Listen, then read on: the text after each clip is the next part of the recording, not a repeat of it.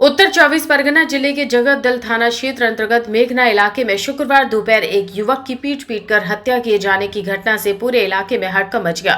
मृतक की पहचान मोहम्मद इश्तियाक अहमद के रूप में हुई है, जो श्यामनगर के गारुलिया इलाके का रहने वाला था। जानकारी के अनुसार शुक्रवार दोपहर मोहम्मद इश्तियाक अहमद किसी काम से जगतदल के मेघना इलाके में गया था। इसी दौरान कुछ असामाजिक तत्वों ने उस पर हमला कर दिया और बेरहमी से उसकी पिटाई की। गंभीर रूप से घायल अवस्था में स्थानीय लोगों की मदद से उसे तुरंत बैरकपुर के BN बोस अस्पताल ले जाया गया, जहां इलाज के दौरान डॉक्टरों ने उसे मृत घोषित कर दिया। घटना की खबर मिलते ही इलाके में दहशत और तनाव का माहौल फैल गया। सूचना पाकर जगतदल थाने की पुलिस मौके पर पहुंची और शव को कब्जे में लेकर पोस्टमार्टम के लिए भेज दिया। फिलहाल पुलिस यह जांच कर रही है कि हत्या किस कारण से की गई और इसके पीछे कौन लोग शामिल हैं।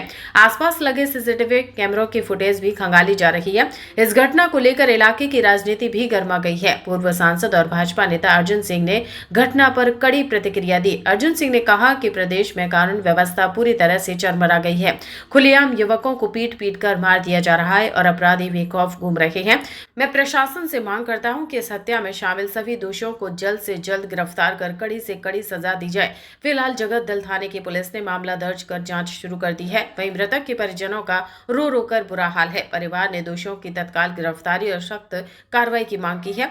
जगतदल के मेघना इलाके में हुई यह घटना एक बार फिर राज्य की सुरक्षा व्यवस्था पर गंभीर सवाल खड़े करती है। আমি মনে করি না কি সেইভাবে অত মানসিক রোগী ছিল সেরকম। কেন যদি মানসিক রোগী থাকতো তাহলে যখন আসছিল তখন ওকে ধরে নিয়ে আসছিল।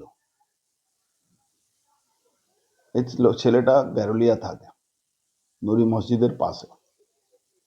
ইস্তাক নাম আছে। এক ভাই ওর CISF এ চাকরি করে। আবার ওকে বাহাল তবিয়তে ধরে নিয়ে আসে। কেন ধরে নিয়ে আসে? এরা একটা সিন্ডিকেট চালায়, লোহা যত মিলে ফ্যাক্টরিতে লোহা চুরি হয়।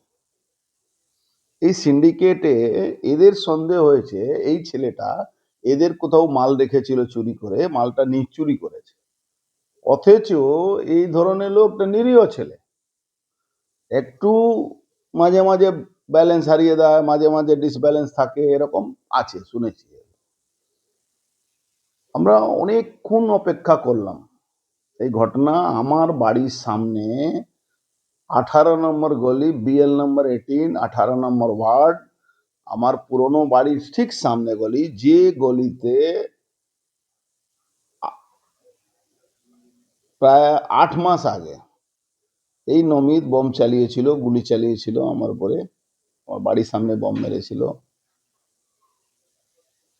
ওকে ধরে নিয়ে যায়, ওকে ধরে নিয়ে আগে অকল্যান্ডে মারে, ইস্তাককে অকল্যান্ডে মারে, মারতে মারতে তারপরে ওকে ধরে নিয়ে যায়। নিয়ে এদের একটা টর্চার চেম্বার আছে।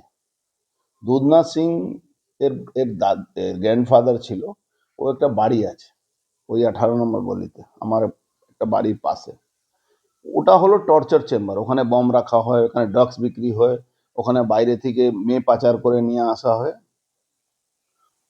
ওর মধ্যে বোমও ব্লাস্ট হয়েছিল, আপনারাও ওটা কভার করেছিলেন। এই ঘটনাটা একটা অদ্ভুত ভাবে পিটিয়ে মারা, মানে পাবলিককে দেখানো, পাবলিককে দেখিয়ে পিটিয়ে পিটিয়ে মারা। এর আগে ওই গলিতে 2021 সালে রাজু সাউকে গুলি করে খুন করেছিল এই নমিত তার গ্যাংটা। এই নমিত তার গ্যাংটা মনোজ চৌধুরী বলে একটা লোক আছে, সেই সময় বিজেপি করতো, মানে বিজেপি করতো না, ওখানে থাকতো, ইউনিয়ন করতো। তাকে পিটিয়েছিল। ও অনেকদিন হসপিটালে ছিল, তারপরে ও তৃণমূল কংগ্রেস জয়েন করে, আবার ওকে মারধর করে। ওখানে তরফদার সাহেব বলে একটা সাহেব ছিল, তাকে পিটিয়েছিল পাবলিকলি। এর একটা মিনিয়া আছে, হবি আছে, কি আমি লোকগুলোকে মারবো, এই দল বল বেঁধে লোকগুলোকে মারবো, আমাকে পুলিশ কিচ্ছু করতে পারবে না। আপনি জানেন কি জানেন না, আপনারা 2বার ড্রাগ কেস খেয়েছে NIA। আমার বাড়ির উপরে বম চালানোতে NIA একে ধরে নিয়ে গেছিল, নমিতকে।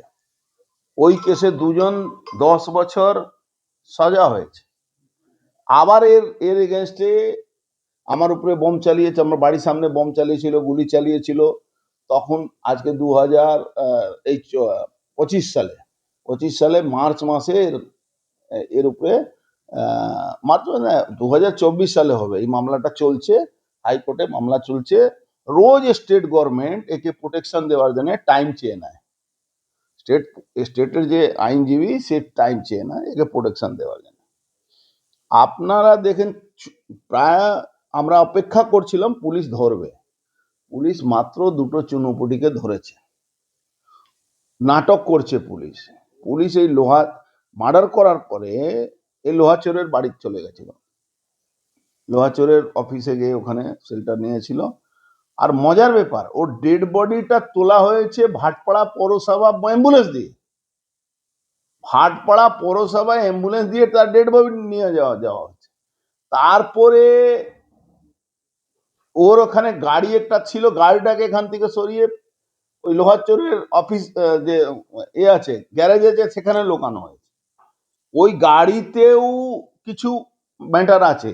আর ওই যে টর্চার চেম্বার ওর বাড়িটা, ওখানে পুলিশ যদি তদন্ত করে অনেক কিছু ওখানে পেত। আমরা অপেক্ষা করছিলাম কি পুলিশ কি করে, পুলিশ কিচ্ছু করলো না। রাত্রিবেলা নাটক করছে, পুলিশ কমিশনার আসছে, এ আসছে, ও আসছে। আজ ভোর 7টার সময় আমি আপনাকে ভিডিও দেখাচ্ছি, ভোর 7টার সময় 7:05 যে গলিতে মার্ডার হচ্ছে সেই গলিতেও 3-4 জন ধরে দাঁড়িয়ে দাঁড়িয়ে গল্প করছে, আপনাকে আমি দেখাচ্ছি। তো মজা, হ্যাঁ, নমিতার যার গ্যাংটা, ওর মা তৃণমূলের কাউন্সিলর, জোর করে ওই এসডিও বারিক ছিল তখন, ওকে সার্টিফিকেট দিয়েছিল। সব থেকে মজার ব্যাপার, মরছে মুসলমান, মারছে তৃণমূল, মজা দেখতে সবাই পুলিশ। মুসলমানরা ভোট ব্যাংক তৃণমূলে। খুন কাউন্সিলরের ছেলের বিরুদ্ধে অভিযোগ, নমিতের বিরুদ্ধে এর আগে অনেক অভিযোগ আছে, নমিত ফেরার, নমিত এরকম ভাবে পিটিয়ে মারছে একের পর এক লোক। এ তো আপনারা অভিযোগ করছেন, দেখুন আইন আইনের পথে চলবে। যে কোনো মৃত্যুই দুর্ভাগ্যজনক, বেদনাদায়ক, কোনো মতেই আইন হাতে তুলে নেওয়া উচিত না। যে ঘটনাই ঘটে থাকুক না কেন পুলিশ উপযুক্ত ব্যবস্থা নেবে। তো আপনারা ইতিমধ্যেই জানেন গ্রেপ্তারও হয়েছে, তদন্ত করে গ্রেপ্তার করা শুরু হয়েছে, অপেক্ষা করুন, দেখতে পাবেন। মূল অভিযুক্ত নমিত সিংকে পুলিশ বাঁচানোর চেষ্টা করছে, অভিযোগ অর্জুন সিং এর। আমি আবার বলছি আইন আইনের পথে চলবে। যদি বাঁচানোর চেষ্টাই করতো তাহলে এর মধ্যে তো 3জন গ্রেপ্তার হয়েছে, ঘটনাটা ঘটেছে তো গতকাল, তাহলে এর মধ্যে পুলিশ তদন্ত করে 3জনকে গ্রেপ্তার করেছে। এই নমিতের নামে অভিযোগ আসছে তো কি আমি আবার বলছি রাম সায়াম যদু এইসব আপনি নাম তুলছেন, এগুলো তো সব অভিযোগ। পুলিশ তদন্ত করে যে নামই সামনে আসবে, যে নামই থাকবে তাকে গ্রেপ্তার করবে। সেখানে ঘটনাস্থল ছিল, তার নির্দেশে হয়েছে। আমি বলছি এটা তো অভিযোগ, তদন্ত করে যার নাম সামনে আসবে সেই অ্যারেস্ট হবে। আপনি বলুন যে তদন্ত প্রক্রিয়া চলছে কিনা। তদন্ত করেই তো পুলিশ ইতিমধ্যে 3জনকে গ্রেপ্তার করেছে। তার মধ্যে পুলিশই তদন্তে একটু ভরসা রাখুন, সময় দিন, বিশ্বাস রাখুন, ঠিক সময় সঠিক পদক্ষেপ নেবে। মমতা বন্দ্যোপাধ্যায় সরকার রাজধর্ম পালন করে, নিশ্চিন্তে থাকুন, যারা যারা জড়িত গ্রেপ্তার হবে। ডাক্তার সাংসদ বলেছেন যে এই যে এক সপ্তাহ কদিনের মধ্যে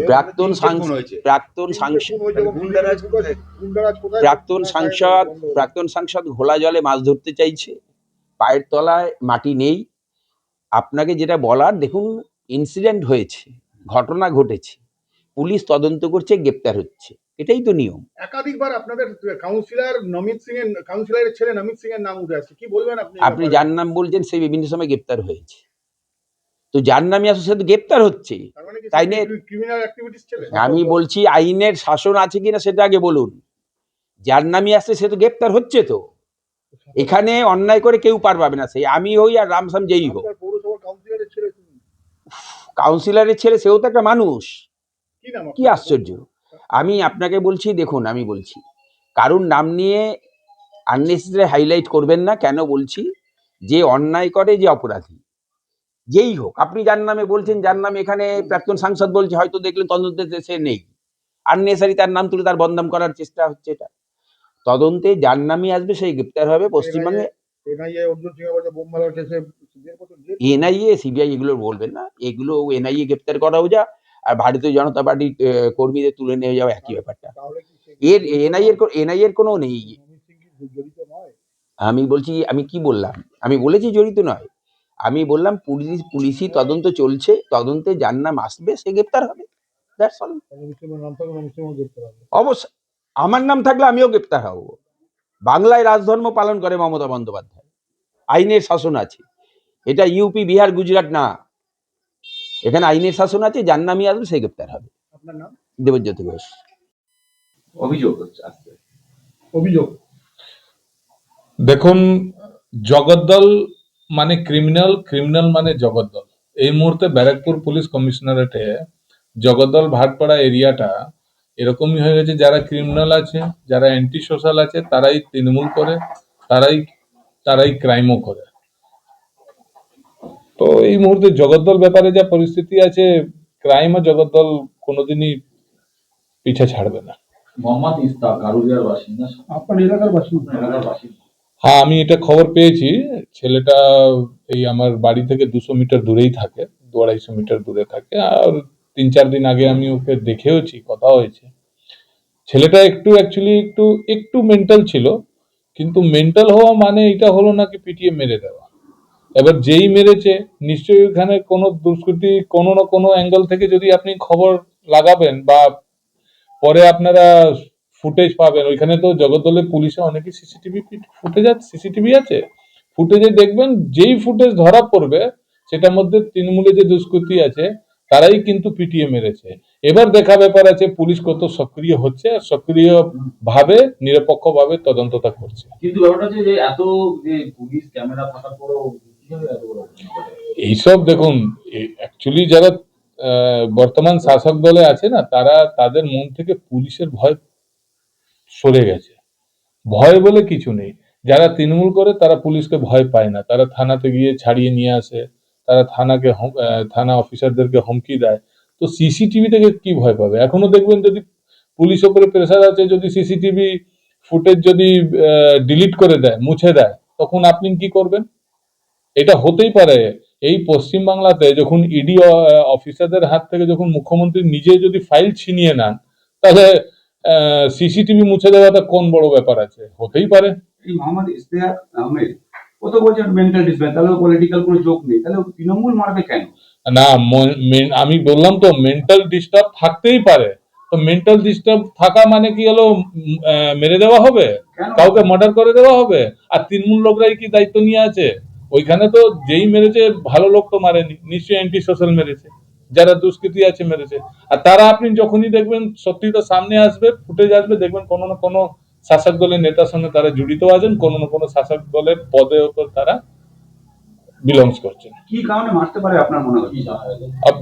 এখন অব্দি তো আমি কিছু জানতে পারিনি ঠিকঠাক।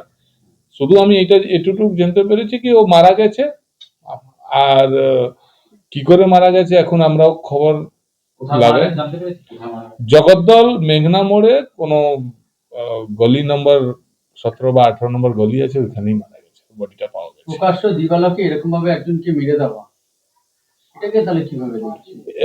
পশ্চিমবাংলায় এটা একদম সম্ভব আছে, কেন? যেখানে জাতীয় সড়ক 30 ঘন্টা বন্ধ হয়ে যেতে পারে, যেখানে এসআইআর শুনানি হয় না, যেখানে মুখ্যমন্ত্রী নিজে ইডি অফিসারদের হাত থেকে ফাইল ছিনিয়ে চলে যাবেন, তাহলে প্রকাশ্যে কাউকে মার্ডার করে দেওয়া কোনো ব্যাপার না। এই রাজ্যে আর্জিকল মতন একটা ডাক্তার মেয়েকে মেরে দেওয়া হলো, তার বাড়ির লোককে ক্রিমিনেশনে টাকা জমা করতে দেওয়া হলো না। সেই রাজ্যে আপনি বেশি আশা করবেন না, যেখানে মুখ্যমন্ত্রী নিজে ফাইল চুরি করে পালান। কুন্দন সিং, সম্পাদক, ব্যারাকপুর সাংগঠনিক জেলা।